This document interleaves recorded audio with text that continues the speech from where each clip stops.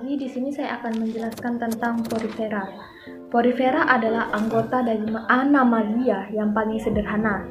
Habitat Porifera sebagian besar hidup di laut dan sebagian kecil hidup di air tawar. Porifera berkembang biak secara aksesual dan seksual. Perkembangan biak secara aksesual yaitu dengan pembentukan buding atau yang dikenal dengan tunas. Tunas yang dihasilkan kemudian memisahkan diri dari induk dan hidup sebagai individu baru. Terjadinya pelemburan sel telur dan spermatozoid yang menghasilkan zigot dan selanjutnya berkembang menjadi larva berflagel. Ciri Porifera adalah yang pertama, Porifera memiliki tubuh yang banyak pori. Pori ini berguna untuk sistem saluran air yang menghubung dari bagian luar dan bagian dalam tubuh Porifera. Yang keempat, tubuh Porifera disokong oleh spirula. Yang ketiga, Porifera mempunyai sistem pencernaan secara intraseluler atau cairan yang banyak. Yang keempat, tubuh Porifera disokong oleh spirula atau bahan serabut yang tersusun atas bahan organik.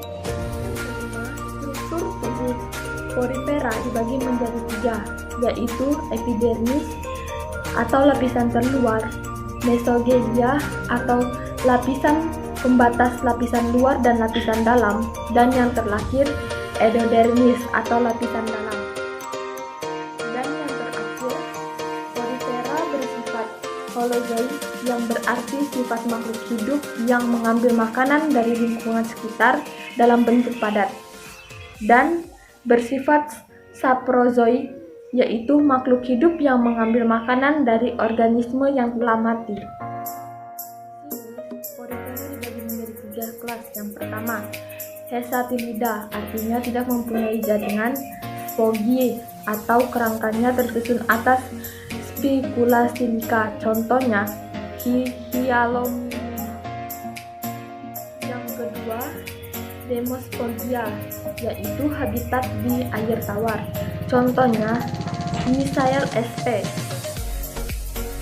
Adapun manfaat dari Porifera, yang pertama dapat dijadikan obat KB atau kontrasepsi, dan yang kedua sebagai sarana untuk berkembang biak, yang ketiga sebagai makanan hewan laut lainnya, keempat sebagai tempat bersembunyinya hewan laut, yang kelima sebagai campuran bahan industri, khususnya kosmetik.